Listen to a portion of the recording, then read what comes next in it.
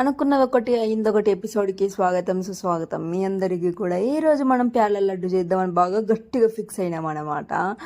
సరే కానీ ప్యాలెల లడ్లు కూడా వచ్చినాయి. అబ్బా, నా చిన్నప్పుడు ఎంత ఇష్టమో ఇవి ₹2 ఒకటో రూపాయికి ఒకటో వచ్చేటివి. అప్పుడు ఒక 4-5 అన్న తెచ్చుకొని తినేదాన్ని ఒకటేసారి, అది కూడా. అట్లాంటిది ఇప్పుడు వంటలు చేసుకోవడానికి అన్నీ ఉన్నప్పుడు చేసుకోవచ్చు కదా అనేసి ఒక్క ఆలోచన వచ్చిందంతే. స్టార్ట్ చేసినాం.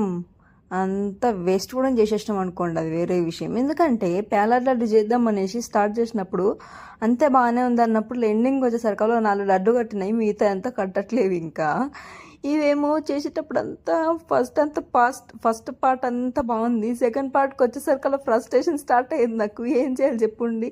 వీటినేమో పడేయలేను కాబట్టి ప్యాలెట్ బుక్కినట్టు బుక్కేస్తా ఉన్నాను.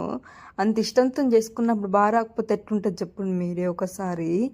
ఇంకా సరేలే ఇదంతా ఒక ఎత్తు అనుకొని ఇంకా డబ్బులో ఊసి పెట్టుకొని సైడ్కి తింటా ఉన్నా.